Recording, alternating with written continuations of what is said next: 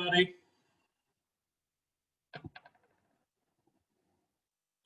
Lisa. Hello. Hi. Hi, Mike. See here. Got Rosie. How are you? We're just chatting here. We got Rose, Mr. Gross, and Mr. Hall. They're in the council chamber.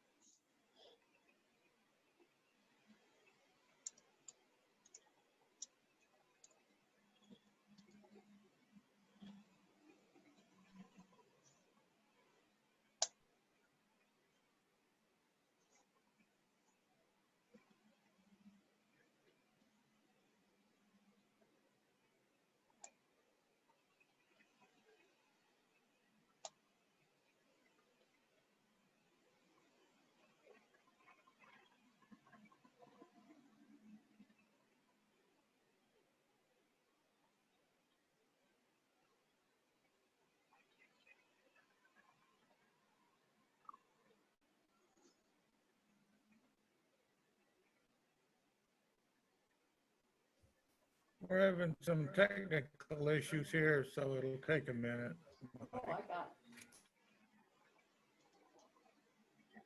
Okay.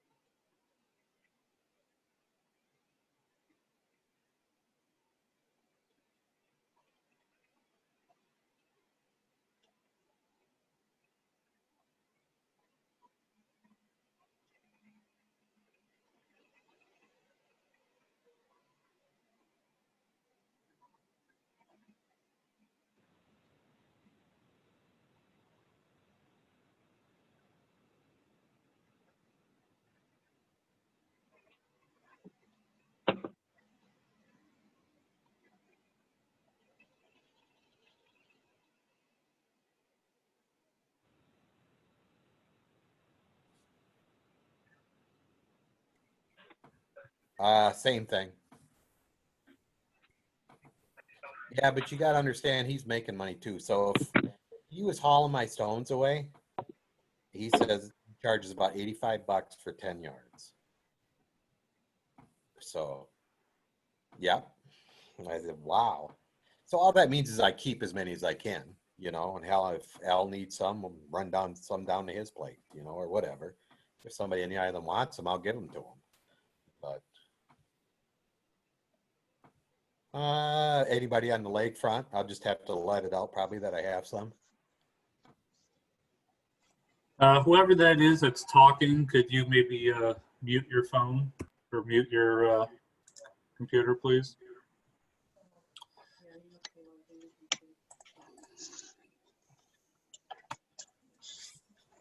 Hello this evening. We'll take a roll call vote. Miss Atchison, Here. Miss Conley, Here. Mr. Gross, present.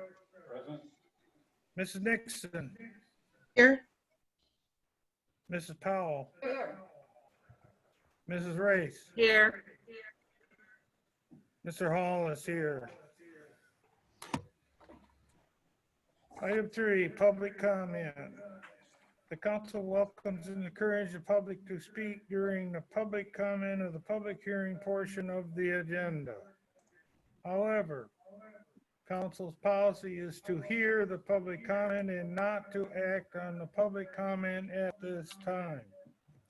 Concerns brought before this council during the public comment portion of the agenda will be referred to the city manager for action. If after communication with the city manager, no resolution is reached, the concern will be elevated to the mayor and eventually to the city council for action. Those citizens wishing to speak on agenda or non-agenda items will be allowed a maximum of 4 minutes each to address their concerns. This is the only time during the council meeting citizens are allowed to address the council. Please state your name and address for the record if you would like. Mr. Romax, is there anyone wishing to speak at this time? Let's see here. We have, not really. We have Darla Falcon and we have Todd's iPhone. I believe that is Sergeant Probst. Darla Falcon is one of my staff members, so I guess I would ask those two individuals. Ms. Falcon, do you have any public comment at this time? That's a no. And Sergeant Probst, do you have a public comment at this time? I do not. And that, my apologies, there's a Martin Frazier. Mr. Frazier, do you have a public comment at this time? I do not. If you can hear me, I'm not sure. Yep, we can hear you. And then I see Bill LaRose is labeled as Rose Powell. So I guess Rose Powell number 2. Do you have a public comment? No, I don't, Mike. Thank you. Mr. Hall, that is all the persons that I have available online. If there's anybody in the council chamber who'd like to make a public comment.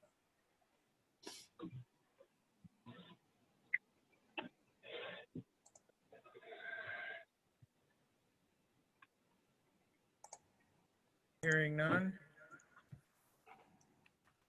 Mr. Hall, that being said, I did have 2 letters, one of which specifically asked to be read as part of the public comment.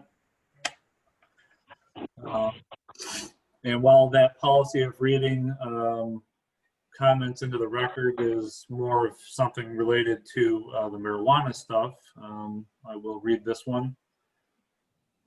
Dear Mayor Hall, as a volunteer on Planning Commission, I spent years working for the good of the community. The compensation was being part of a team that truly cared about the small town character and values our citizens treasured. The compensation was a trust built in the community by doing the right thing. Recently, our city council, under the leadership of City Manager Womack, has taken our community in a direction that I believe will jeopardize the health, safety, and general well-being of our residents, their families, and local businesses alike. By bringing multiple marijuana operations to Cedar Springs and looking only to the potential monetary benefit, we risk unintended consequences that will last for years. One only has to look at multiple studies to know without a doubt that marijuana, especially recreational marijuana, impacts the health of children exposed to its secondhand smoke, illicit use, and addiction. Children are our future.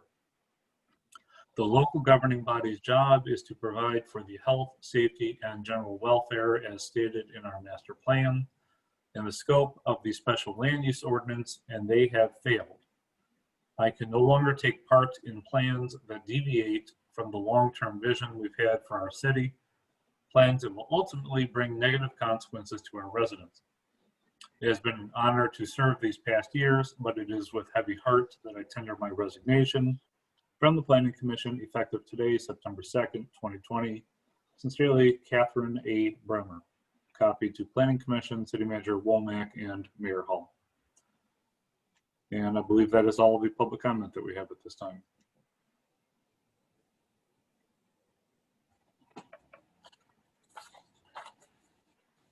Hear from Mr. Owens.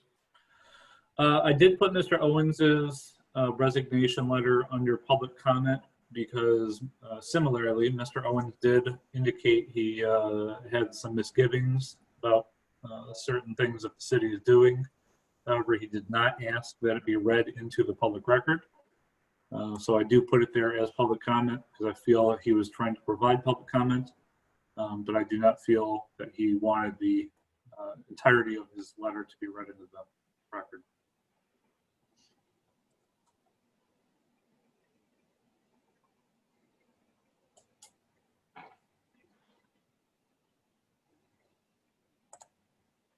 Okay, then moving on to item 4. We have no public hearings this evening. We have no public hearings. Moving on into item 5, adoption of the agenda. Mr. Hall, I do have a couple of items to add, if I might. Let's see here. So under section 8B, as in boy, discussion on Loom Redbird easement over city property. I'd like to add a subpart there. I guess Chandel, we can call it subpart A. And that would be discussion on a paved sidewalk in the same general vicinity in the city parking lot there at that corner with the community garden. That be an A or a 1? I guess it all depends on what you guys want to call it. It Well, looks the like, problem is we have an A for the Cedar Springs fireworks ordinance. so this would be a subpart A, a small So A. a little A, small A. Okay. Okay. And then I would also like to add an action item. How about 7E as an elephant? And that would be motion to approve of the Chamber of Commerce community event application.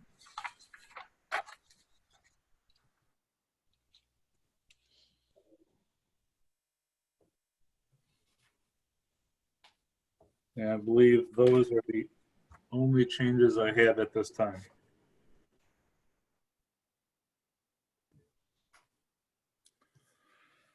Okay, what's the will of the council?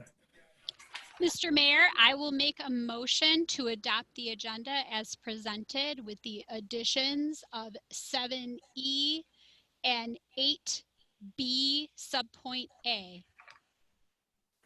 I'll second that.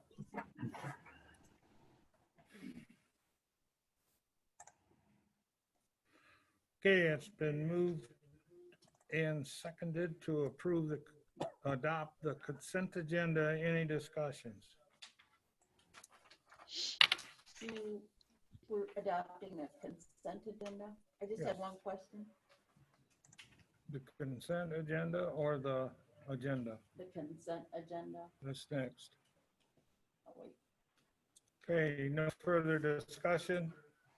I'll have a roll call vote. Ms. Atchison,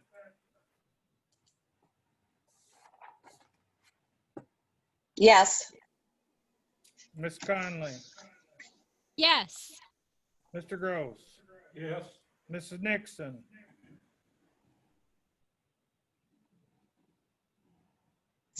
Mrs. Nixon.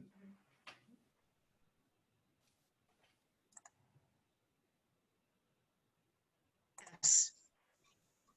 I heard a yes. Okay, thank you. Mrs. Powell, Yes. Mrs. Ray, Yes. Yes. Mr. Hall votes yes. Adoption of the agenda. Moving on, item 6 to the consent agenda. Just had one question and the Richland machine to rebuild the effluent pump, was that a budgeted item? Yes. Yep, so that was a budgeted item as part of our CIP, and I believe that's now the third one we've done here in the last 2 years.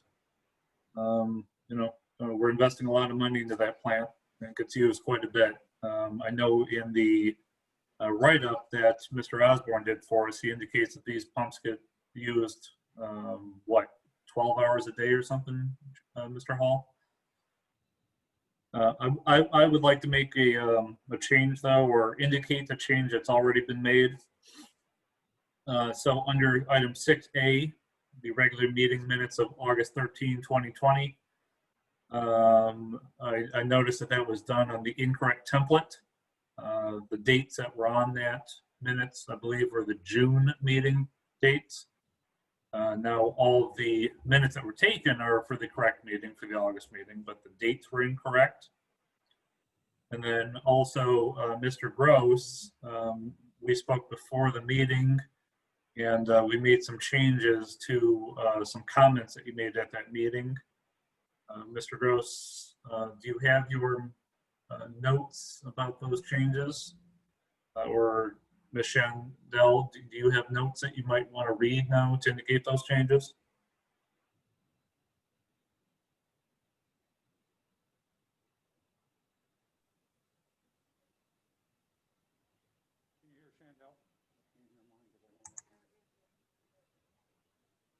Can you guys hear me? Yes, we can hear you. Terrible echo. Okay. I can hear you just fine. Yeah, so let me talk about that for half a second. So I did some testing with the Chromebooks that we use in the chamber, and I think their speeds are just fine. I think it might simply be the fact that the computer microphones and videos are just very poor. So until or unless we change the computers that we're using, I think unfortunately the meetings will be bogged down by the echoes and everything else, because as Ms. Conley's indicated, my computer is working fine, and the computers that people are using outside of the building seem to be working fine. It's just unfortunate that we chose those Chromebooks, which are great for their normal purpose, which is reading PDFs, but for conducting Zoom meetings, they're not great. Mr. Womack, Yes. could we get headphones with microphones for people in the chamber? We can certainly do that. I'd have to order Would them that for the next solve meeting. I don't know. Yes, Mr. Womack, we turned my volume down and it improved greatly. Yeah, Okay. mine too. I think that's the problem. Mr. Lomax, if you would like to make a comment on what my change was. You didn't hear the deputy clerk's comments. Okay, if you don't have the new packet, my comment on that meeting was stated as saying that I encouraged apathy and participation. It was kind of the contrary. I was not promoting apathy. It was a situation where I was not satisfied with apathy and people coming out later and speaking on issues. I was trying to get them to be proactive, bring their concerns to us rather than trying to pick a decision apart after the fact. And the deputy clerk has informed me that the changes have been made in the new packet. So Thank you. Okay, I would entertain a motion to approve the consent agenda. I'll make that motion. Second. Who was that? A second? I believe that was Nixon. Okay, it's been moved and second to approve the consent agenda. Is there any other further discussion on it? Hearing none. A roll call vote. Mrs. Atchison, Yes. Mrs. Conlon, Yes. Mr. Gross, Yes. Mrs. Nixon.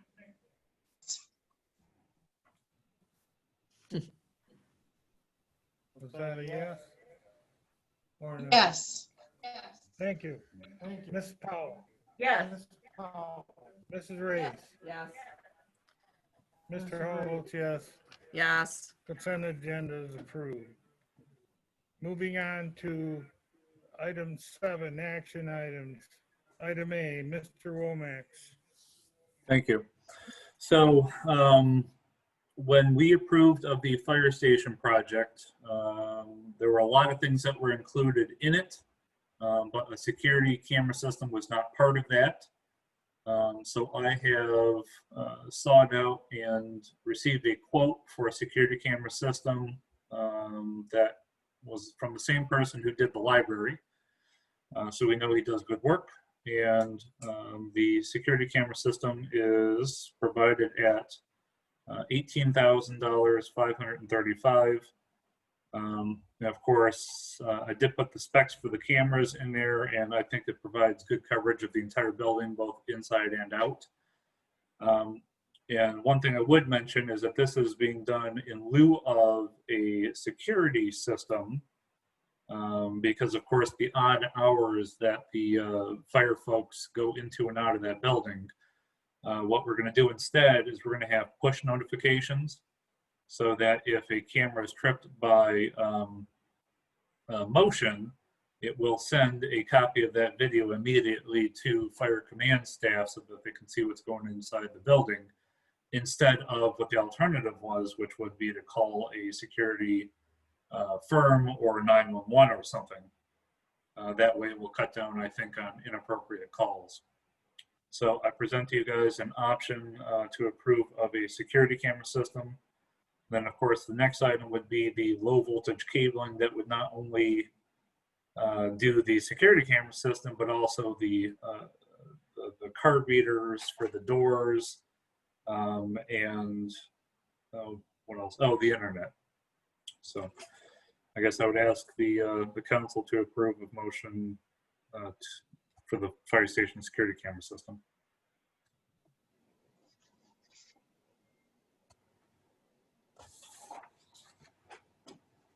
Fire station security camera system at a cost not to exceed $18,500. Hang on here. $18,535. And the dome, that includes the dome camera and the panoramic camera.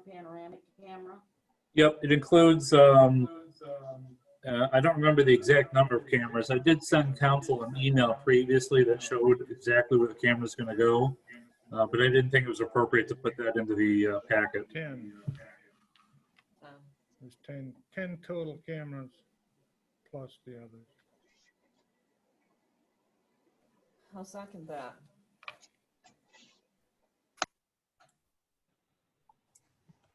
Okay, it's been moved and seconded to approve the purchase of security cameras for the new fire station. Any further discussion?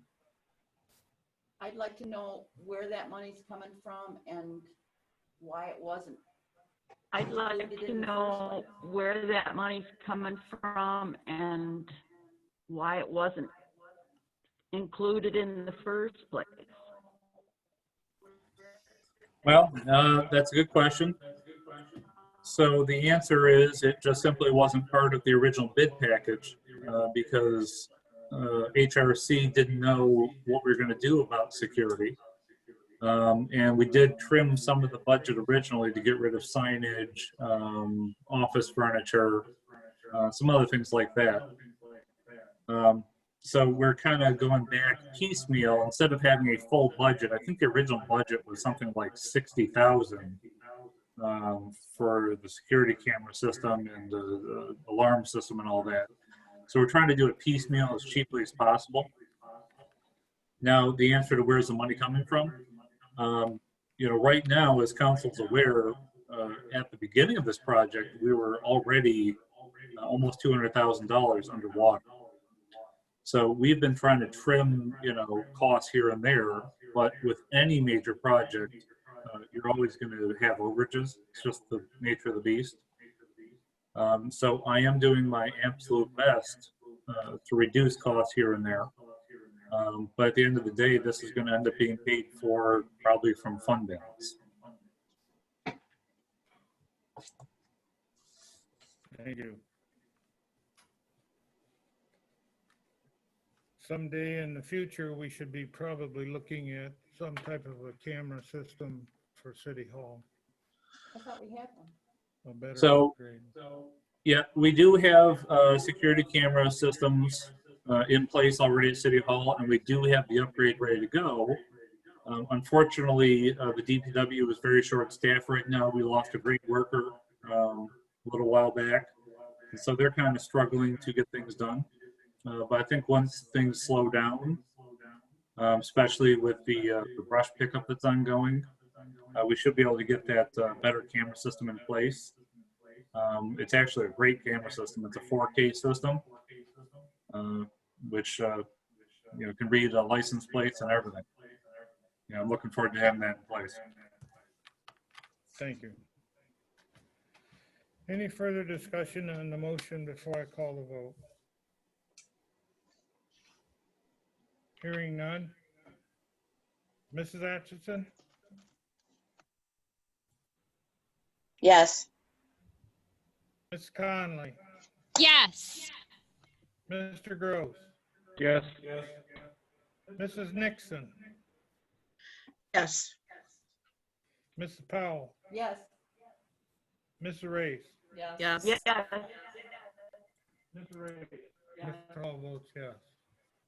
Moving on to item B. Mr. Womack. Thank you. I would indicate for the record that Councilor Nixon has indicated that she's lost power and that she may fade out of the meeting at one point. Thank you. So item 7B, this is for the low voltage cabling that has to be strung throughout the entire building, which was also not part of the original bid package. Sits outside the specialty of the general contractor. So this is low voltage cabling for the security camera system, for the internet, and for the card reader door strikes that we have for public access, and an amount of $9,597.61.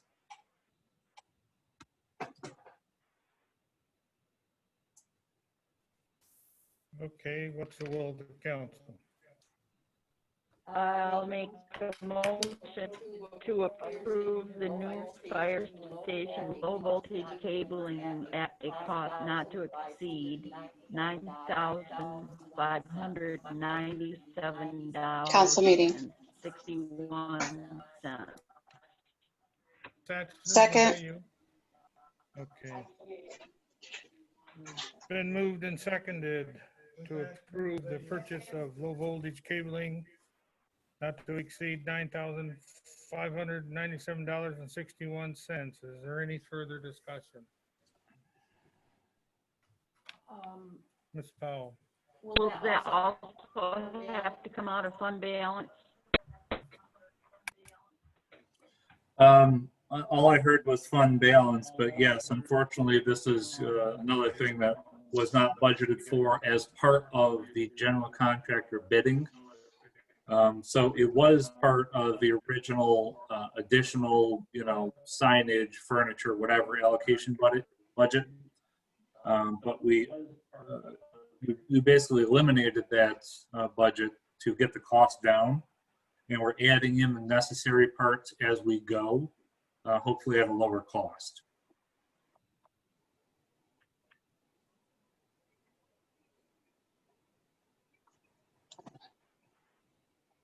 Any further discussion? Have a roll call. Ms. Atchison, Yes. Ms. Conley, Yes. Mr. Groves, Yes. Mrs. Nixon, Yes. Mrs. Powell, Yes. Mrs. Ray, Yes. Yes. Yes. Mr. Hall votes yes. Moving on to item C, Mr. Romax. So we have a number of citizens in our community who have pools, and they fill their pools hopefully just once per year. And when they do so, that water is not going through the sewer system, or at least it shouldn't be.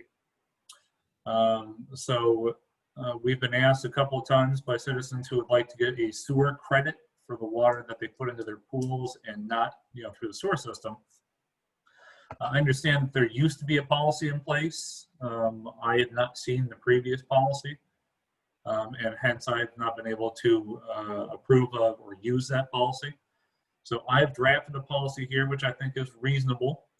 And I guess I would ask council to entertain passing it as a benefit of persons who use the pool but don't put that water through the sewer system.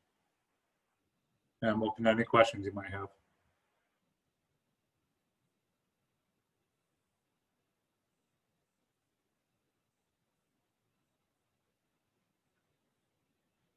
Okay. I'll make a motion to approve the pool filling sewer reduction policy.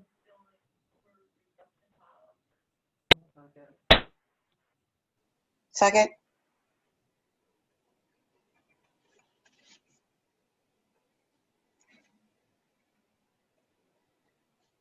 Mr. Mayor, I have a question. I understand the reasoning, and we're doing this because it does not go through the treatment plant. Is there any situation here where we could consider even lawn sprinkling? We wish to have a good-looking community. The people that use sprinklers on their lawns, that does not go through the system any more than the pool water does. Is there anything that could be set aside to show the sprinkling of lawns? Granted, it isn't as big a consumption at one time where you can see that as an immediate blip in the billing. But I would like to see green lawns in the community also. Yep. So we actually do have a policy that permits people to put their sprinkling system on a second water meter. And the second water meter only gets billed for the water use and not for the sewer use. The problem is that it costs, and Carrie Rodwell would have to answer this question, but I think it costs about $300 to start it up. Now, we've done the math, and it looks like after one season, you should be paid back for that initial investment of about $300. And we do tell people anytime that they call up about their watering the lawns about this program. So it's something we already have in place. The issue with the pool one is, my understanding is under the previous policy, we would send a DPW worker out to read the meter before the pool was filled, and then we'd give them credit for whatever they used.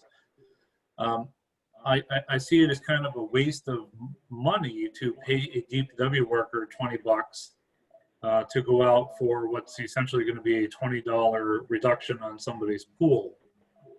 So the difference between these policies is one, which is used, every day throughout the summer, can be done on a meter, whereas a pool really is a one-time affair. So with this policy in place, I think we can trust the citizens to give us accurate information that we can then use to give them a one-time reduction, as opposed to the watering your lawn, which is a season-long affair.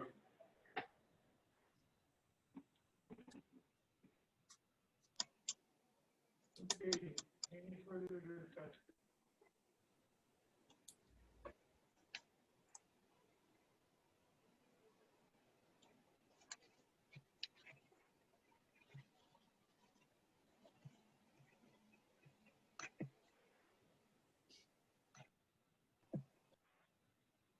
I have a roll call vote. Mrs. Atchison? Can I say something? I actually wanted to say something. Yes, go ahead. Okay. What you're talking about for the lawns is actually you're talking about for somebody with a sprinkling system, underground water system. Is that what you're talking about? No. In the past, the city has allowed to hook up your outside faucets to a additional meter, which goes ahead and then you sprinkle, and then that portion is deducted from your water bill sewer usage. So you would get a credit. Okay, my concern, You sprinkle, and then that portion is deducted from your water bill sewer usage. So you would get a credit. okay, Yeah. my concern is for the people that don't have a lot of money. They're going to be the ones with the yellow grass because they can't afford to put in a meter. They can, so then they can only afford to, they can only afford to sprinkle when they sprinkle or whatever. So it's really not going to be a good help at all. So then they can only afford to, they can only afford to. How would we record the amount of gallons? Exactly. I understand that. The only way to do that would be to get an average, which is going to be a lot more work. Yes. I just wanted to say for the record, it's not really going to help keep everybody's lawn looking nice if they don't have the funds, is what I'm saying. Yes, indeed. Thank you. And I understand it's going to be hard to do that, but I just wanted to make sure that that was understood. Thank you. Yeah. Any other further discussion? Just to clarify, we don't have an ordinance that you have to water your lawn. So it's not, if your grass is yellow, you won't get a citation for that. Correct. Thank you. Any other discussion before I do a roll call vote? Mrs. Atchison, Yes. Mrs. Conley, Yes. Mr. Groves, Yes. Mrs. Nixon, Yes. Ms. Powell, Yes. Ms. Race, Yes. Mr. Hall votes yes, the motion carries. Moving on to item E, or no, excuse me, D. Mr. Womack.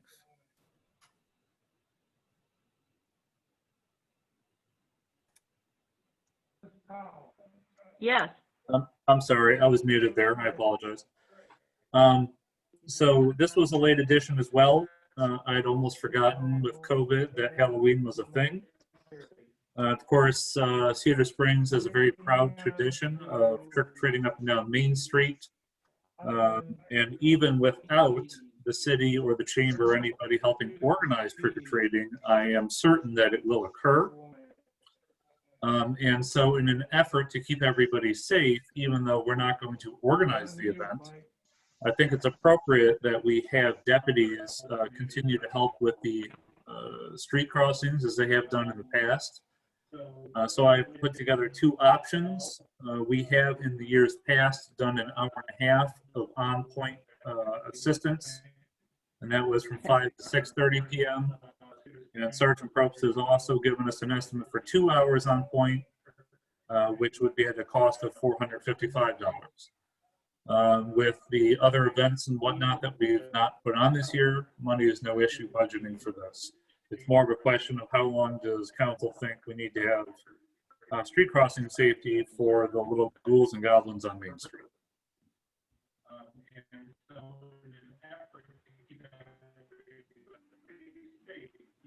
Given so makes. What's the will of the council? I'll make a motion to approve the ACSD deputies to provide vehicle and pedestrian crossing safety for the Cedar Springs Halloween trick or treating for an estimated cost of either 5 p.m. to 6:30 p.m. at a cost of $364 or 5 p.m. to 7 p.m. estimated cost at $455. Which one would you like, A or B? A. Your motion is for A. Yeah. I'd go with A. I'm sorry, I'd go with B. I would prefer B.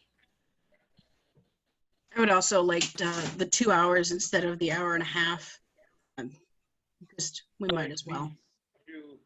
I'll make a motion to approve the KCSD deputies to provide vehicle and pedestrian crossing safety for the Cedar Springs Halloween trick or treating for an estimated cost of either 5 p.m. to 6:30 p.m. at a cost of $364 or 5 p.m. to 7 p.m. estimated cost at $455. Which one would you like, A or B? A. Your motion is for Could A. I just Yeah. do B? Yeah. Yes. Here we go. For the clerk. I'll support A. So, Mr. Hall, I apologize. I had some feedback there for a second. There was a Rose Powell motion for subpart A for 1.5 hours. I now have Lisa Atchison listed as seconding that, but there was also discussion about the 2-hour option. Are we moving ahead with a vote on the 1.5 hour option? I thought that she did it again, so I thought we were going to vote on both of them. I thought she Okay, fair. withdrew her motion on A and restated a motion on I'll B. make a motion to approve. Motion will be Somebody B, talking? 5 Okay. to 7 p.m. All right, I apologize. I didn't hear that part due to the feedback. Neither did I. So what is it the same movement? We have Rose Powell and Lisa Atchison seconding the 2-hour option. Yes. Okay, thank you. Madam Clerk, did you get that? Okay, the motion is to go from 5 to 7 p.m. at $455 for the Cedar Springs Halloween trick or treat. Any further discussion? I'm just hoping there'll be more people here to pass out candy because it gets exhausting. That's all. We don't know if we're gonna do it. That's true. Okay, moving, Just a second, Val. we have, it was moved and seconded, call for roll call. Ms. Atchison, Yes. Ms. Conley,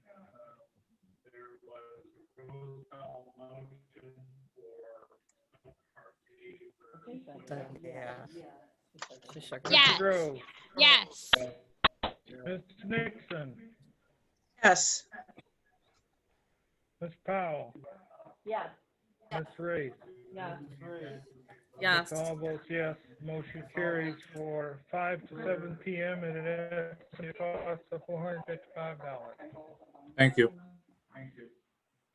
Moving on to item E, I believe. Yep, so I apologize again, this was a late addition. Let me share my screen here for a second, if I can. Okay. So can you guys see my screen? Okay, so I've been made aware that on social media, people are crying out for the ability to hold a marketplace that would otherwise normally be part of the Red Flannel Festival. And we were fearful a little bit that there might be a disorganized, I hate to use the word mob, but a disorganized group of people who might just set up shop, which, as you guys are aware, it's illegal to operate a temporary business in the city without a permit. So I've spoken with both the Chamber of Commerce and the Cedar Springs Brewing Company. And the Chamber of Commerce is going to do a sidewalk sale on October 3rd. Now, they've held their sidewalk sale multiple times in the past. I'm just Council told has that provided Mark me is later to pass out candy. It's exhausting. Rose Bell, That's all. your ghost is talking at me. So the sidewalk sale's been held multiple times in the past. There's been no issues with it. My only concern was that the Chamber wanted the option of closing Elm Street here to possibly put food trucks. Now, they've already received permission from the Chase Bank to put food trucks in that parking lot at the corner of Cherry and Main.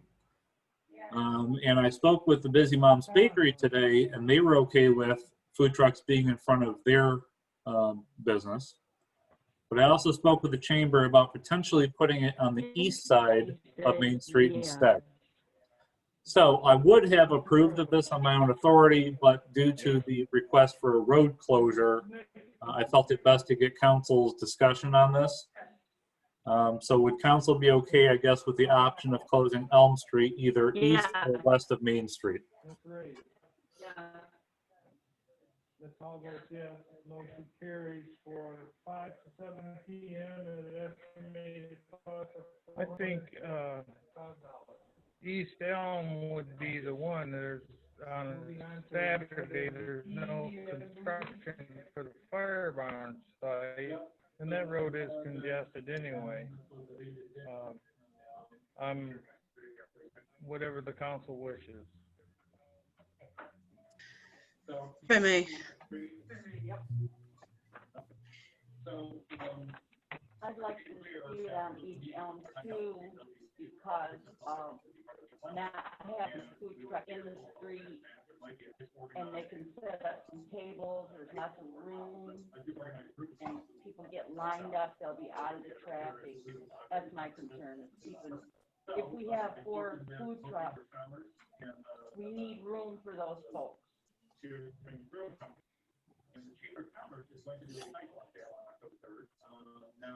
What's the will of the council?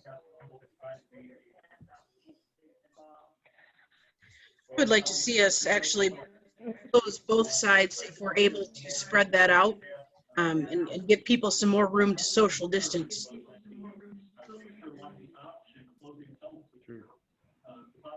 Mr. Womack, would that street be closed off for motorized vehicles? So what I guess what I would work with them on is closing off sections of the road only from Main Street back a little ways. I certainly don't want to close the entire street down, especially on the west side, because as Mayor Hall indicated, the fire station project is located there.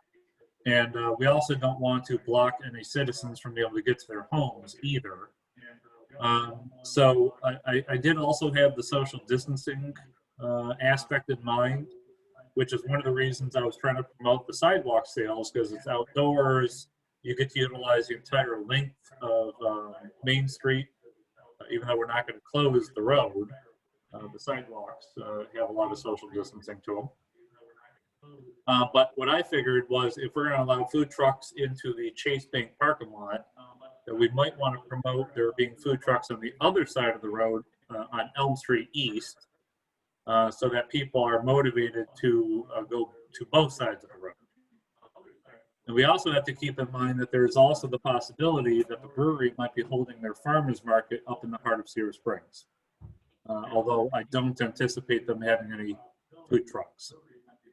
So really, the only thing I'm looking for is council's, I guess, assent to close probably Elm Street, either east or west. Given that perspective, I would be in favor of allowing Elm Street East.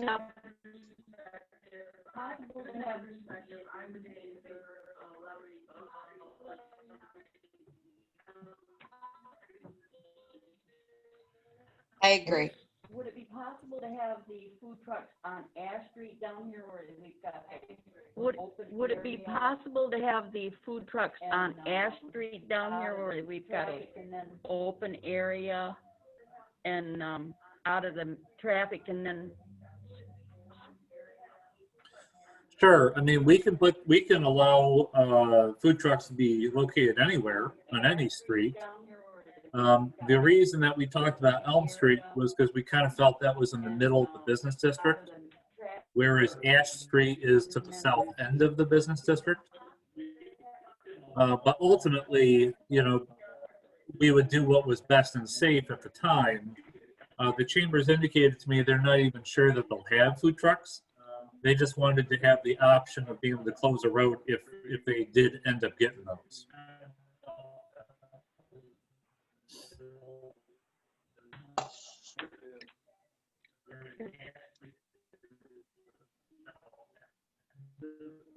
What's the will of the council on this?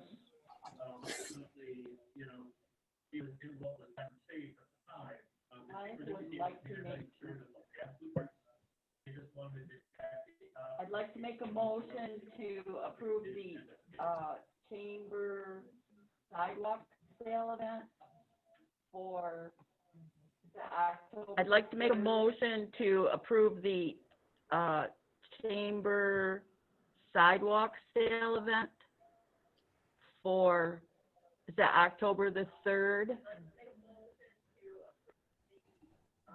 What street, Elm, east or west? I think I would second I that. think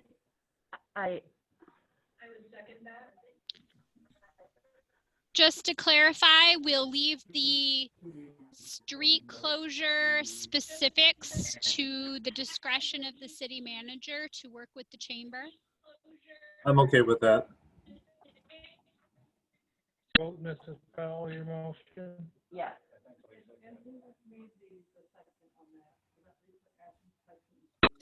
Mrs. Nixon, did you support that? Or She Mrs. did. Nixon? yes. Who was? I have Mrs. Molly Nixon. Nixon down as support. All right. Madam Clerk, did you get the support? All right. Any other further discussion? Have a roll call vote. Ms. Atchison, Yes. Mrs. Conley, Yes. Mr. Gross, Yes. Mrs. Nixon, Yes.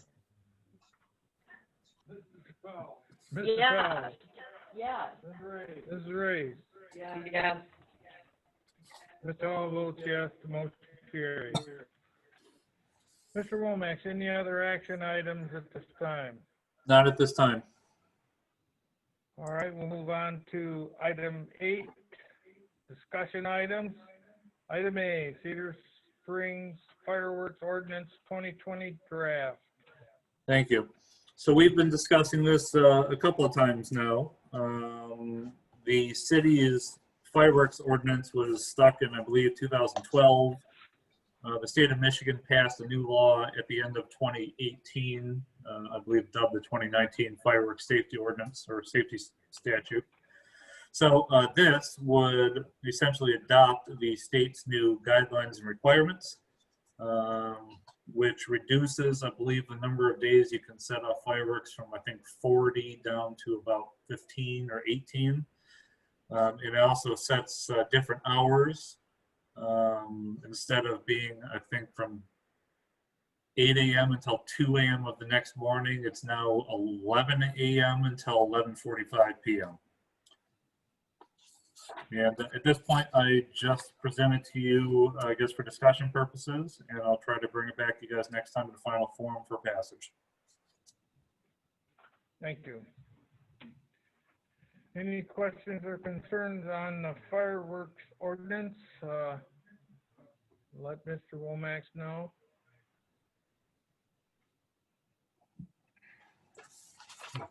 Hey, go ahead, Mr. Gross.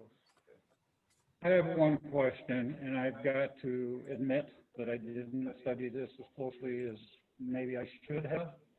I'm not in disagreement with it, but is there a area in there that will allow for a special event with an approval by the board? Where did I read that? All community events give, as part of the community event, the option to waive specific sound ordinances, noise ordinances, parking ordinances for that specific event, which is why we have a community event. Yes, but there actually is a provision that I think speaks directly to what Councilor Gross is asking about. It would require that any person who wants to put on a display receive a permit for that display of fireworks, which of course we could set times and locations as part of that permit. But I agree with Councilor Conley that I think that's also addressed under the community event applications. Thank you. Yeah, right there on M. All right, moving on to item B, discussion of Loomis Redbird easement over city property. Mr. Womack. All right, I'm gonna see if I can share this again. Okay, so the Planning Commission reviewed the site plan for the Loom business, and part of that site plan required that the Loom, let me see if I can increase the size here a little bit, required that the Loom business close off the access from Main Street. So you'll see over here on the left-hand side of the site plan, what's currently a driveway will have the curb cut removed and the brick pavers will match the existing brick pavers in place. And of course, the Planning Commission's idea was that we would eliminate any vehicle traffic going over the sidewalk, which of course is a pedestrian hazard. You'll see that there's this, what I think is a great little alleyway concept that's been created.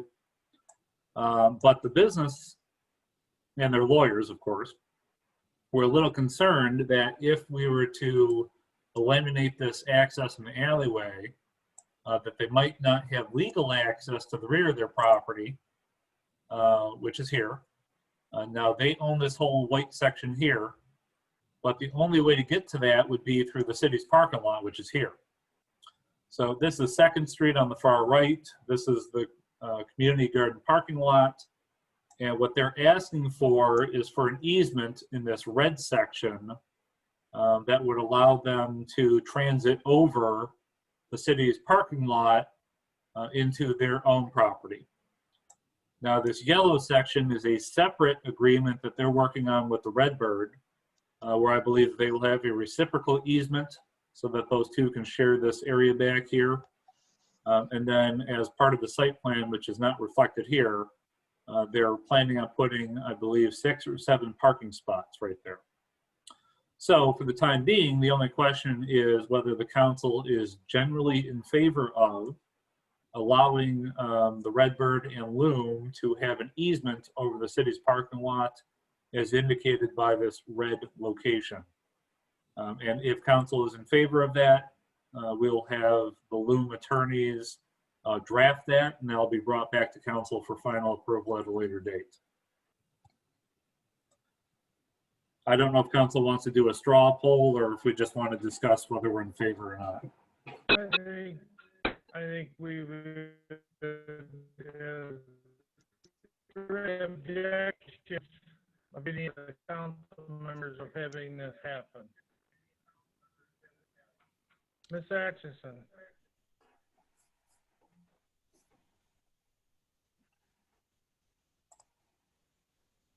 Are we losing any parking spots there?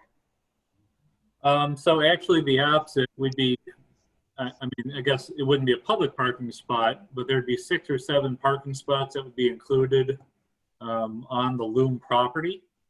As far as the easement though, it would only go over this kind of central area that's between the parking spots. So you can see the parking spots on the top, and then you can see on the bottom, there's 3 here on the right-hand side. I'm sorry, I stopped sharing my screen. So there's 3 parking spots over here on the right-hand side. There's this number up here, but this is just a kind of a drive area. So it should not impact on the number of parking spots. Okay.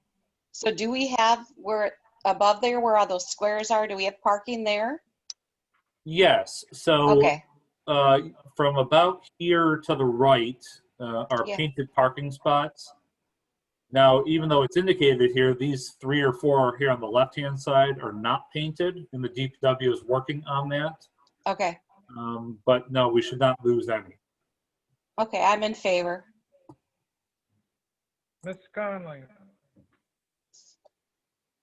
I'm in favor, and I really love that alleyway that looks kind of like a little pocket park with the benches and the bike racks. I think that's really nice. That will be a wonderful addition to downtown. Thank you. Mr. Gross. I am for it. Sorry, wasn't mic'd. I am for it.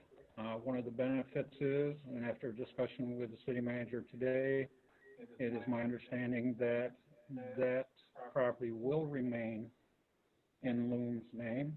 Therefore, they will be creating a park for us, and we will tax them for their park. Correct. So, which is kind of ironic, but I'm in favor of it. Thank you. Mr. Nixon. I am generally in favor. I think the alleyway looks like it has potential to be very nice.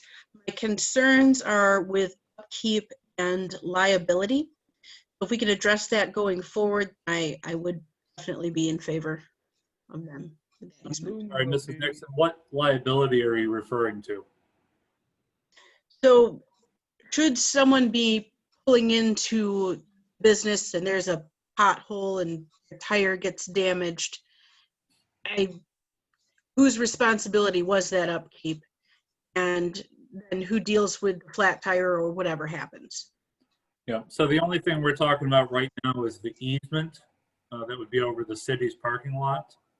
Of course, it's a little bit of a headache trying to figure out exactly where a pothole might have been located. But this doesn't change the liability. If a pothole were to exist in the parking area on the Loom's property, it'd be their responsibility. And it should not change any liability issues for the city's parking lot. Very good. Thank you for that clarification. Mrs. Powell.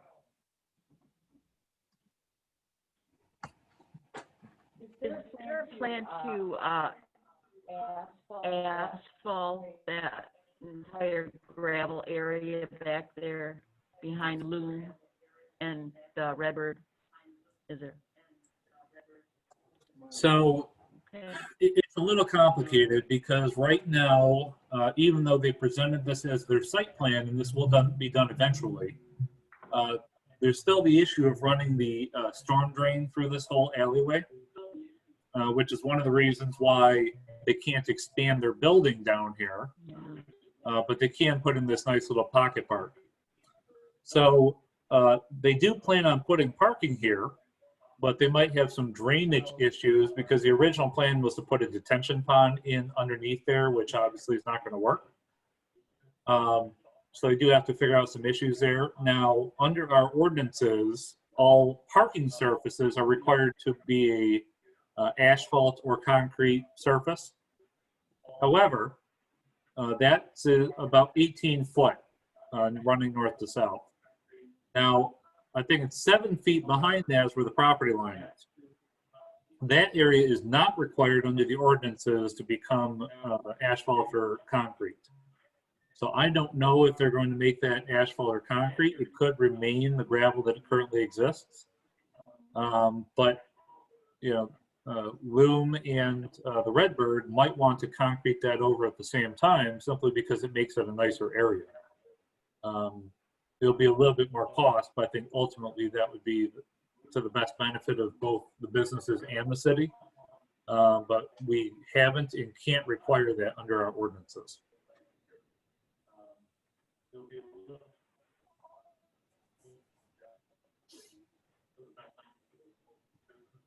I sat, excuse me, I sat in the planning commission meeting last week, and I think that it's gonna really snazz up that area there.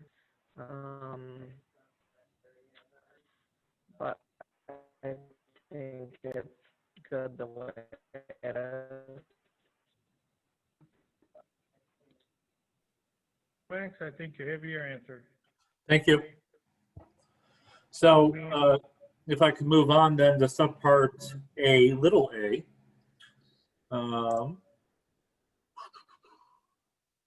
Sorry, I got to find it and then bring it up.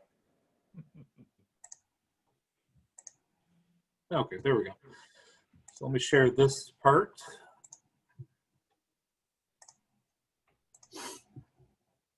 So if you guys can see this, so we're in the same general area, and now you see a very thin red box that goes over this grass strip here. Mm-hmm. So the Loom business proposed putting their walkway in, which goes from about here, if you guys can see my mouse, through here, down, and then through the alleyway. Well, they felt that the area would also be benefited from having this area be a sidewalk to help anybody who's walking through the parking lot through the alleyway, to have this be a paved area instead of a grass area. The only problem for them is that this area is, as you see, mostly on city property. So I didn't see any problem with it, but of course, city property belongs to the city council, not the city manager. So similarly to the easement, I'm looking for discussion on whether the city council would be okay with that at Loom's cost of installing this as a concrete walkway. Thank you, Mr. Womack. Ms. Atchison, I don't have a problem with it. thank you. Ms. Conley, I think that sounds wonderful. We would basically get a free sidewalk. thank you. Mr. Gross, Yes, I'm bored. Mrs. Nixon, Yes, that would be fine. Mrs. Powell, Absolutely. It's a great idea. Mrs. Race, I agree. Yes. Womack, you have your answer. Thank you. Any other discussion items? I don't believe so. Moving on then in the agenda to item 6, communications. We have from MML. We have a community event application for Cedar Springs Brewing Company for a beer tent for October 2-4. And then we have another letter of resignation for Mr. Harrison Owen, he is moving out of the community. The only thing I'd point out, Mr. Hall, is that the community event application was approved of by me because they've held that event in the past. But in discussions with Mr. Ringler, we're not sure if the governor's executive order will permit that. So he may do away with the beer tent part of that event. I understand that they do still plan on holding, I believe, a cornhole tournament. And as I indicated before, we had also discussed about him potentially reviving the farmers market for one last hurrah of this year on October 3rd. And then I would also like to commend and thank Mr. Harrison Owens for his service on the Planning Commission. Smart kid, we're sorry to see him go. Yes, indeed. I would like to see or make sure that all the letters of resignation we received tonight would get a letter of appreciation of the city of their hard work in the community. I've already written them pen in hand, and they've been sent out in yesterday's post. Thank you. Moving on then to item 10, department reports. Mr. Womack. Yeah, it's been a difficult couple of weeks. Lots of stuff getting done. But yeah, I'm happy with how things are turning out. Unfortunately, we are at 70 minutes instead of 60 minutes, so I think I lost a bet tonight. But yeah, things are good in the community. I'm happy to see everything that's going on. Thank you. Department of Public Works, any questions for Mr. LaRose? Good job on the tree removal from the storm damage. Thank you. Yeah, and if I may, Jerry, I want to thank the staff, especially Al and Tanya. I was on vacation up on the island when that happened, and they did a great job taking care of it. Yes, they did. Thank you. Give them our thanks. Police Department, Mr. Probst, Sergeant Probst. No comments? Our fire chief, Mr. Fraser. Chief. Not sure if you can hear me. I have nothing unless the council has any questions. We can hear you. Sounds good, Mr. Fraser. Chief, looks like your fruition is coming out of the ground finally over there on Elm and 2nd. Well, I think we need a little more fertilizer and a little more water. It's not growing as fast as I would like. Yes, indeed. Thank you. City Clerk. Thank you for stepping in and doing a great job. Moving on to the Finance Director, Mrs. Falcon. We see your smiley face. Thank you. I just wanted to add, for those watching online this weekend or whenever people watch this video, taxes are due Monday by close of business. And if you're wondering if your escrow company has paid your tax bill or not, feel free to go on our website under the pay bill option, click on the taxes link, and you can search by name, parcel number, or address, and you'll see there if it's been paid. Through August 31st, we had 30% of the summer tax collection paid. So that means there's a lot of people that haven't paid yet. So thank you. That's all I have. Ms. Falcon, did we recently have our audit done? And can you speak to that? Yes, our auditors were in that last week for 4 days. Things went very well. We were able to produce every document they requested, a lot of testing. We should have our audit report in a couple months. There was no major findings, so it went very well. Thank you. Any questions of Ms. Falcon? Code enforcement, building inspections, and minutes from boards and commission. We have council comments at this time. Mrs. Atchison. Yes, I just want to thank all the staff again. And I think that with our problems with Zoom, I think if everybody does have a headset, I think we're hearing everybody else's in the chambers, different computers, because they have the sound turned up. Are you hearing me? Yes, indeed. Okay. And so I think that if we did have here headsets or just earbuds, that a lot of that echoing would go away. So I'm hoping that would help. Yeah, we found a fix. We turned the volume down on these laptops and it seemed to work much I'm better. still getting an echo across. I see. Yeah. So it's not as bad, but that was happening. So That's I think that's it. Thank you. Yep. Mrs. Conley. I would just like to give a big thank you to the DPW folks. I know a huge amount of that brush came out of my yard. And to clarify, I've had a lot of people asking because we had brush pickup scheduled for, I think it's next week. Are we still doing that brush pickup?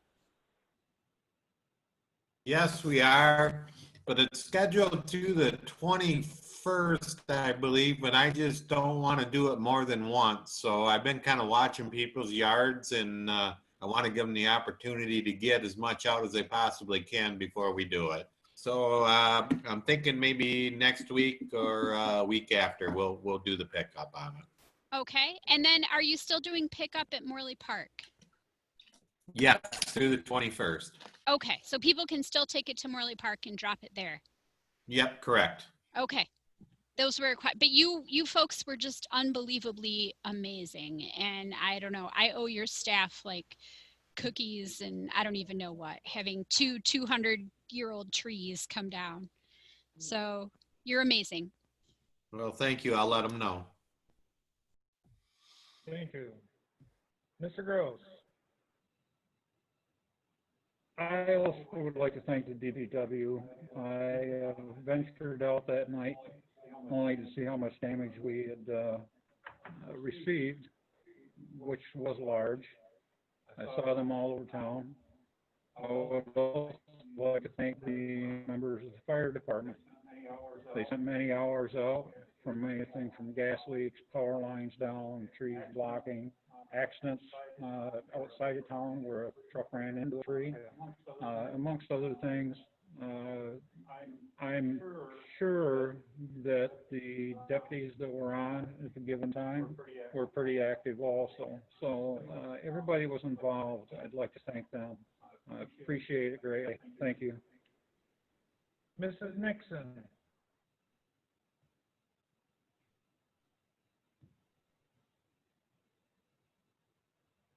Is Mrs. Nixon still on?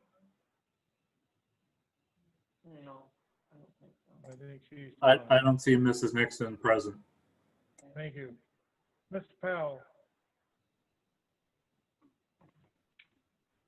I'd like to thank Kathy Bremer and Craig Owens and Harrison Owens for their long time work on the planning commission, and I'm going to miss them. They were a great benefit to our city, and I echo everything everybody said about the DPW and the fire department. That was quite a storm. And thank you, Mike, for helping get the community event going. It's very important that our businesses have at least some kind of a shot, some kind of a chance to make a little extra money.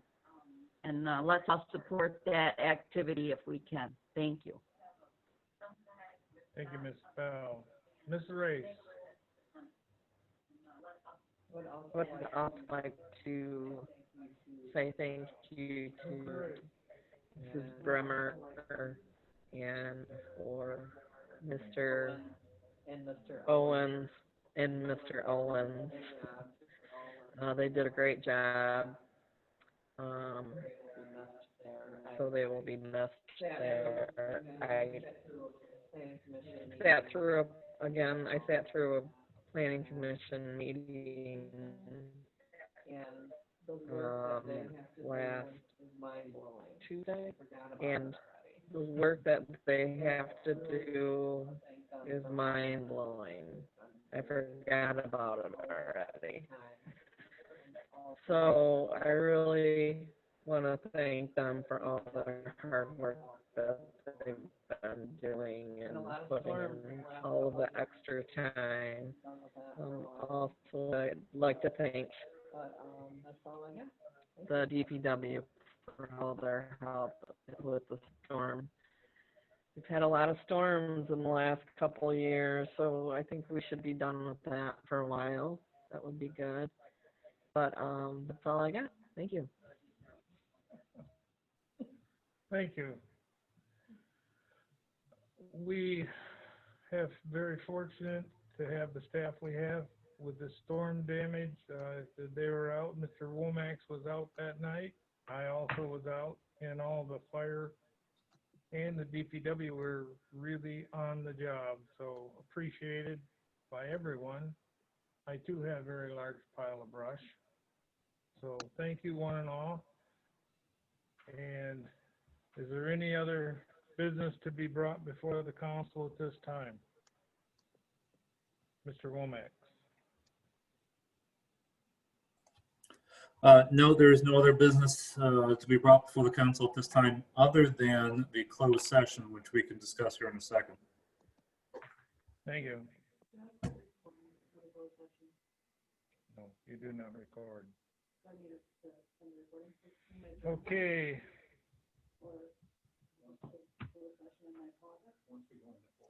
I would entertain a motion to go into closed session pursuant to the review of the city manager.